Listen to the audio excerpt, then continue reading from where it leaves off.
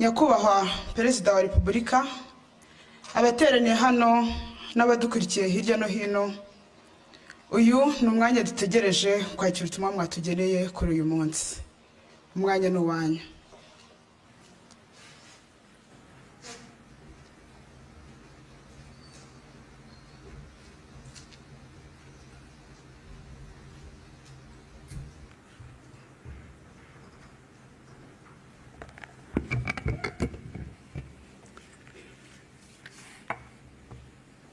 Mwaramutse neza mwese.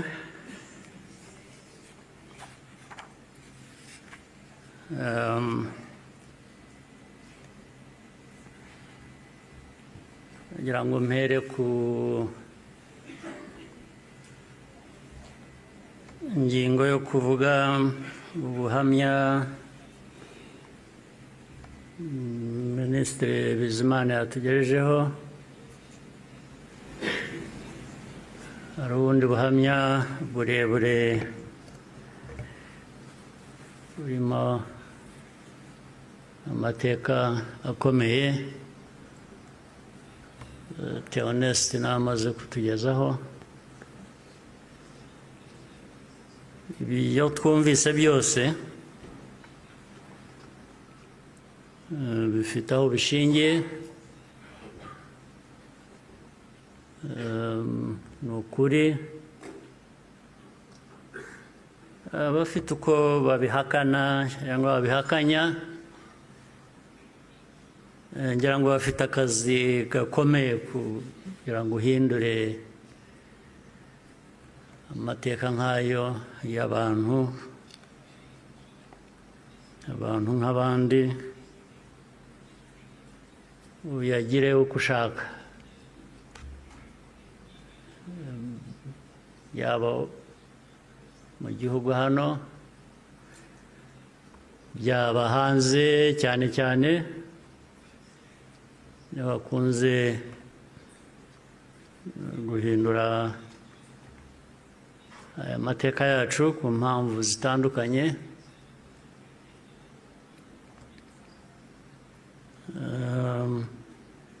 Ibi rero ngira ngo bafite ibyo bazahangana nabyo kugira ngo abantu bahindure amateka nk'aya bayavuga ukundi. Ariko icyo navuga nk'ibyo Theoneste yavuze,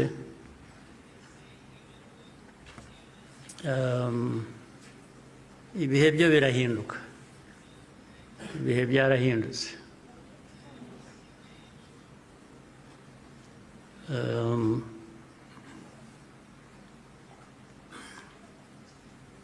Nta uzongera gupfa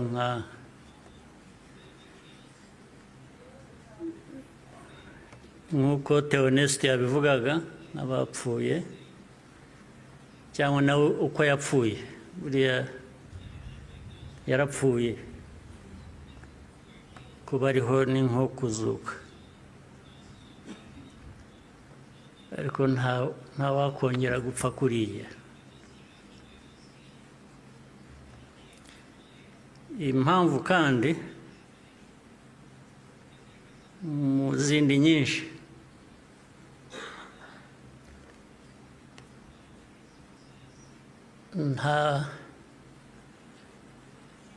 ntabwo wakwica umuntu kabiri.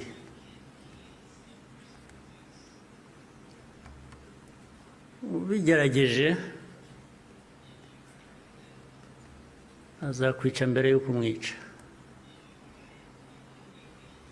Ubwo turi aha mutureba, bamwe bajya bashinyagura bavugira hanze.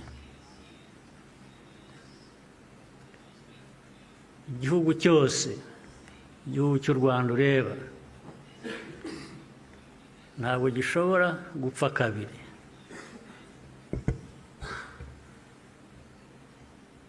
Mbere y'uko wakwica u Rwanda azakwica.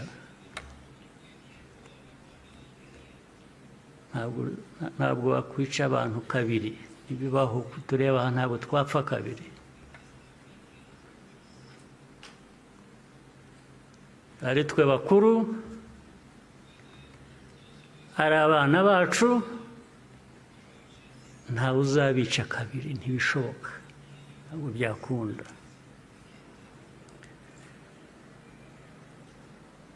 Tuzabaho nk'uko abantu bakwiriye kuba babaho, nk'uko abandi abo ari bo bose babaho, byanze bikunze, ntawe twabisaba kubaho, ntawe.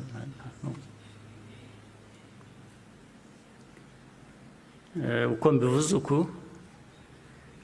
hari ababyumva ukundi cyangwa hari abazabisubiramo ukundi, ariko uko mbivuze ni uko nguko aba ariko mu gutwara.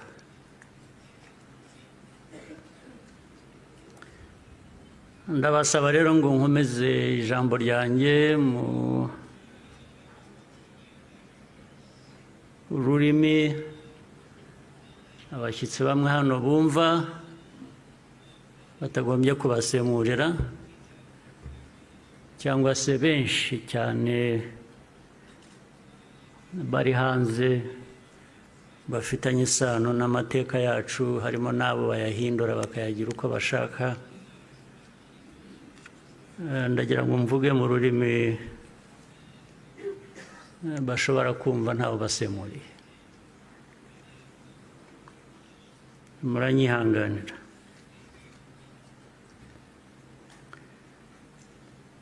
Today, we gather again in remembrance to everyone present and watching online. Thank you for joining us on this important day.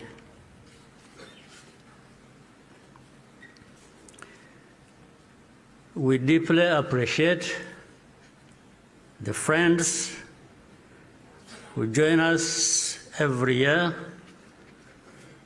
in person or in spirit without fail. I thank the survivor who has just spoken. These testimonies keep memory alive for all of us and for those who will follow us. Kwibuka carries profound meaning for our nation.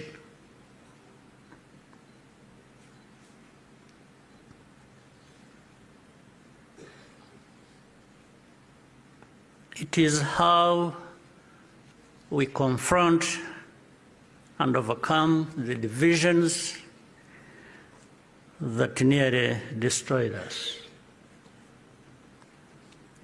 This day empowers us all.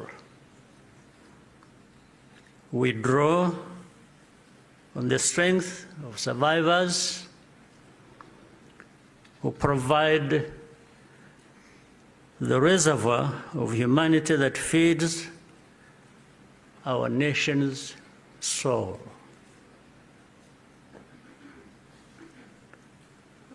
To all survivors, know that you are not alone. We stand with you always. Everything we have achieved was only possible because all Rwandans decided to join hands in a common purpose. We honor the role played by every Rwandan in our country's rebirth. The reality of the genocide is clear for all to see. The ringleaders were convicted in international courts with rigorous evidence. The Gacaca process documented the course of the genocide in every single village and neighborhood in Rwanda. Over 50 million handwritten pages were produced during the 10 years of Gacaca. Right here, where we are standing, 250,000 victims of the genocide are laid to rest. And in 2018, the United Nations General Assembly adopted a resolution that called the genocide against the Tutsi by its proper name, with the support of every member state but one.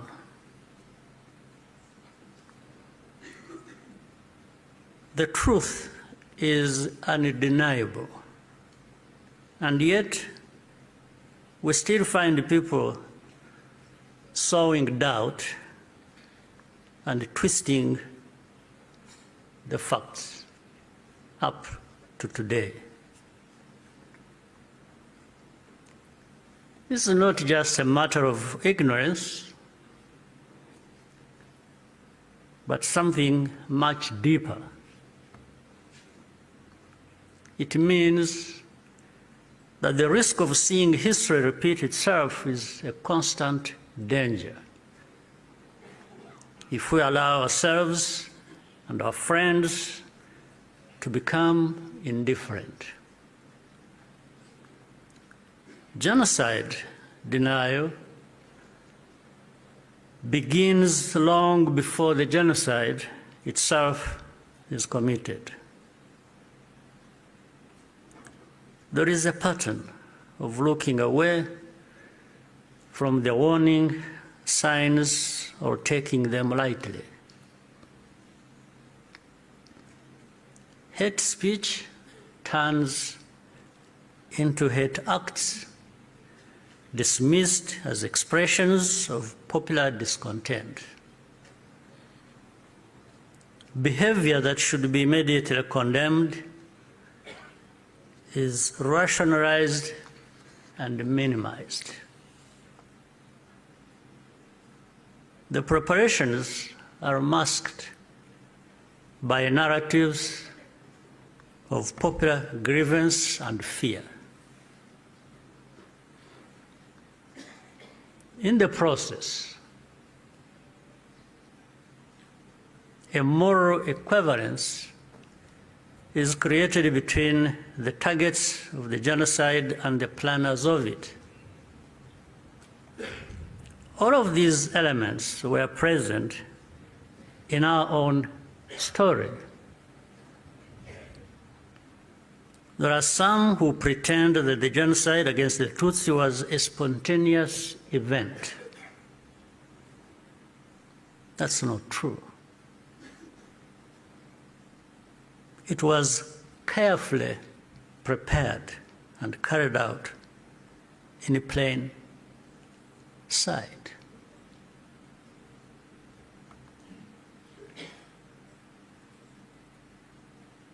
Regrettably, some who spoke the truth at the time and who were even eyewitnesses later became peddlers of distortion, mainly for political reasons. Militias were openly trained and indoctrinated in hate.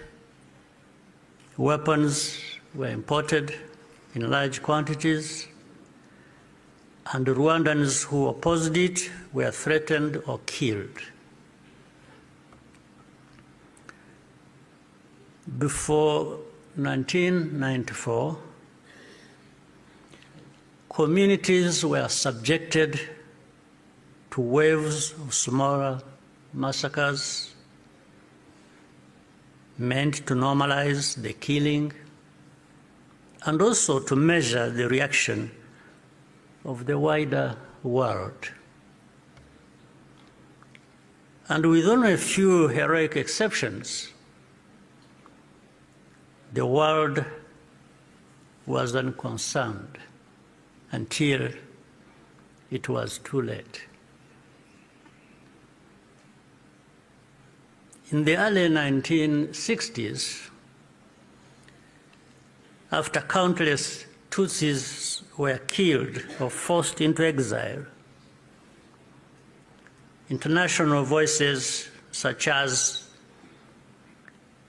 Bertrand Russell, to name just one, described it as systematic extermination.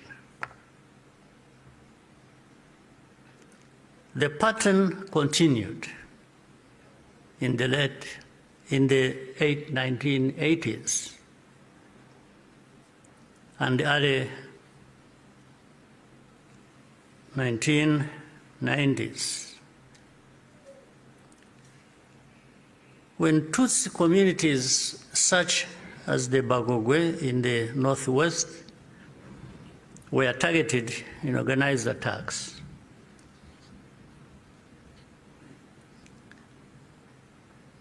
In 1993, a commission led by Jean Crabonnier investigated these atrocities. After documenting mass graves and the involvement of state authorities, they concluded that a genocide was being prepared. In the same year, the UN Special Rapporteur, Bakri Weli Ndiaye, warned that organized propaganda portraying the Tutsis as enemies was spreading openly, helping prepare the population for mass violence. In January 1994, the command of the United Nations mission in Rwanda sent a fax back to headquarters in New York with detailed intelligence that in Interahamwe were stockpiling weapons and compiling lists of Tutsis to be killed. He was then ordered to share the information with the very government which was preparing the genocide and to take no further action. And sadly, the reaction today is no different here in our region. And you can see it right before our eyes. When the genocide began, the nature of the crime was immediately obvious. All Tutsi were targeted because of their identity. Nowhere was safe, including churches and schools. That horrific reality only underscores the humanity and the courage of the Rwandans who took risk to provide hiding places for their fellow citizens. The reaction of the international community was to evacuate foreigners and withdraw most peacekeepers. At Eto, Kichikiro, when the peacekeepers withdrew, thousands of desperate Tutsi were left to die. Such scenes were repeated across the country. If these forces had instead been supported to protect Rwandans, the killers could have been deterred and many people would still be alive. The lives saved by the United Nations peacekeepers who were allowed to remain makes clear how much more could have been done with the political will. Even as the killings accelerated, the language used to describe what was happening itself became a matter of calculation. Genocide is defined in international law precisely to create an obligation to act. To witness such a crime and deliberately refuse to use the term is, in effect, genocide denial, perhaps even a form of aiding and abetting.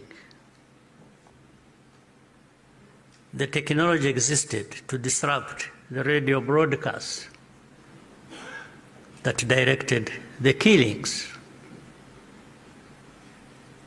The planes capable of jamming those signals were available. Officials even calculated the hourly cost of the mission. In the end, the operation was deemed to be too expensive and potentially also a violation of Rwanda's sovereignty. So the cost was more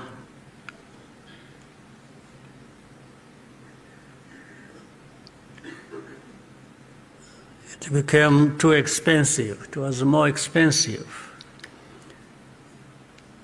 especially when in their minds those lives are really worthless. So our lives were worth nothing. That's fine.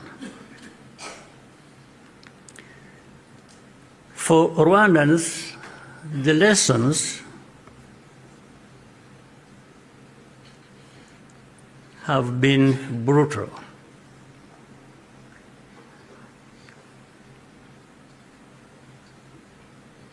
And those lessons have not been forgotten. If our lives do not happen to align with someone else's interests, they are not worth saving. That's fine. And so it had to be the Rwandan Patriotic Army that led the campaign against the genocide and ended it. Our deepest source of grief was always that we could not arrive earlier. This is a simple truth of history, which many today still have reservations about acknowledging, for reasons we do not and maybe will never understand. The culture and character of today's Rwanda Defense Forces, RDF, was forged in those dramatic moments. It guides the conduct of our forces who serve abroad tarnish the honor and integrity of Rwanda's defense and security forces, who are among the finest that can be found anywhere.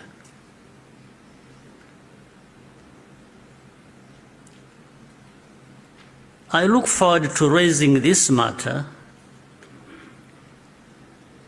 of sanctions at the highest level to understand the basis for such an injustice.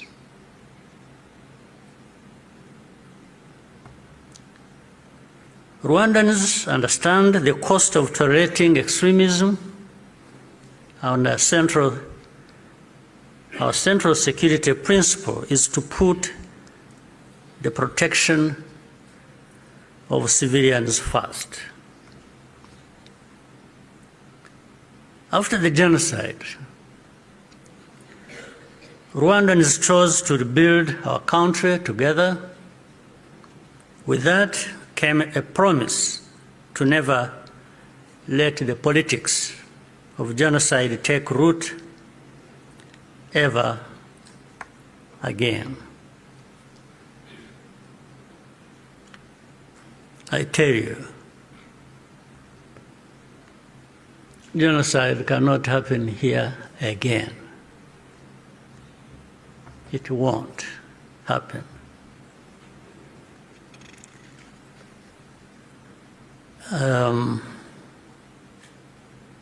Even with those noises you hear in the region of people gathering from Europe, from wherever, and meeting in Kinshasa and bringing the son of Habyarimana and relatives and others from wherever and gathering. All of that is just noise. It cannot amount to anything that will happen here of that kind again. It cannot happen. And I'm saying this not just as a person. And I'm just saying it because I know every Rwandan, young and old, is as determined and is saying so, like I'm saying now to you.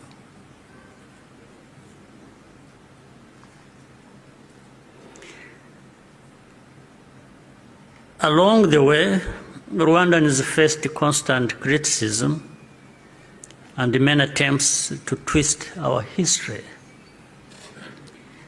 But the power we will always have is to use our minds to see the truth, and our voices to speak up when something is not right. You can never silence us in whatever form. We must be clear about the dangers that remain. When the genocidal government collapsed in July 1994, the soldiers and the militia fled across the border into DRC, forcing millions of civilians along with them. Inside the camps, they organized into what is now known as FDLR and launched a sustained cross-border insurgency against Rwanda, claiming tens of thousands more lives. This was the period known as the Abacengezi insurgency, and the western border was only fully secured by the end of the 1990s through the combined efforts of our army and the brave residents of those areas. And since then, Our defensive measures have been aimed at ensuring that such attacks can never again be made across our borders. This is not a problem that should be left to Rwanda alone. Doing so only rewards those behind the threats, while Rwanda is penalized for standing up for itself. Imagine a farmer whose field catches fire. At first, the flames are small. A few neighbors think it does not concern them. Others say the wind will change and the fire will die out on its own. So they watch and wait. But the wind does not change. Meanwhile, a pyromaniac is secretly adding fuel to the fire. So the fire spreads from one field to another, and then into the forest and the towns and beyond. Only then do people run with the buckets of water and call for the establishment of a fire department. Africans, more than most, should understand that the danger of moral passivity in the face of hatred and violent extremism.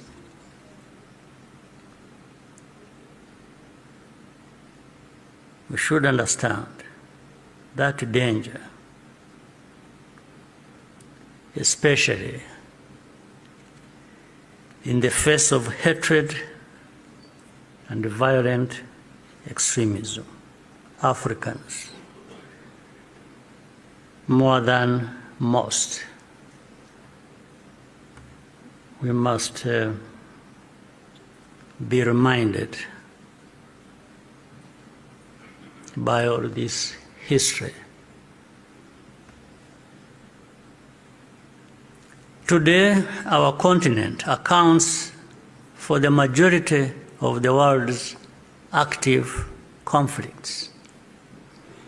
In 1994, Africa's collective institutions also failed to respond. I say this because the call for African sovereignty, legitimate and necessary as it is, must also mean that African institutions act decisively when Africans are at risk. Bad actors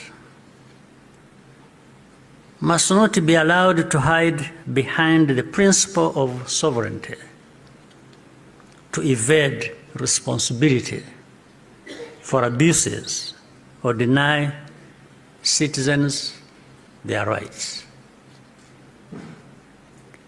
We cannot afford to repeat the mistakes of the past. Genocide ideology is still spreading in our region. Left unchecked, it has the power to take us all backwards again.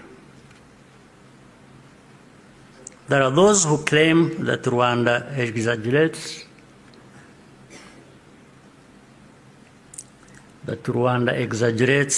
these concerns or that we have ulterior motives. This is not only false, it exposes the deep cynicism that led to the tragedy we commemorate today. What sustains Rwanda today is the unity of Rwandans and the convictions that, like all people, we have the right to live in safety and dignity and at peace with all our neighbors. What we ask is for partners to join with us to fight extremism, rather than punishing Rwanda for defending itself. We owe future generations of Rwandans more than survival. They deserve to inherit a secure, united, and bold country and an integrated and confident Africa. We invite you to stand with us in remembrance and also in action. I thank you for your patience and kind attention. Murakoze cyane.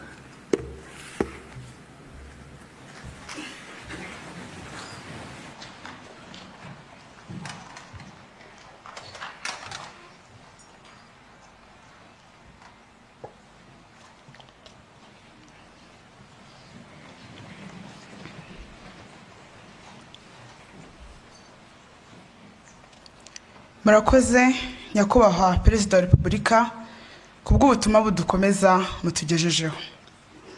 Turabashimira ko muri uru rugendo igihugu cyacu kimazemo imyaka 32 mukomeje kuturangaza imbere mu kudaheranwa n'agahinda, ahubwo twubaka ejo hazaza heza h'u Rwanda rwacu.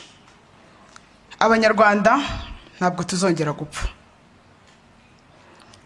Nyakubahwa Perezida wa Repubulika na Madame banyacyubahiro mwese muteraniye hano, Banyarwanda nshuti z'u Rwanda, gahunda yari duteranije hano yo gutangiza icyumweru cy'icyunamo n'iminsi 100 yo kwibuka abacu bishwe muri Jenoside yakorewe Abatutsi irarangiye. Turabashimiye. Dusoza twagira ngo kandi tubamenyeshe ko uyu mugoroba hari urugendo rwo kwibuka, walk to remember, ruri butangirire ku Karere ka Gasabo rugasorezwa kuri BK Arena ahaza kubera umugoroba wo kwibuka night vigil. Murakoze, dukomeze kwibuka twiyubaka. Mumfashe duherekeze nyakubahwa Perezida wa Repubulika na Madame.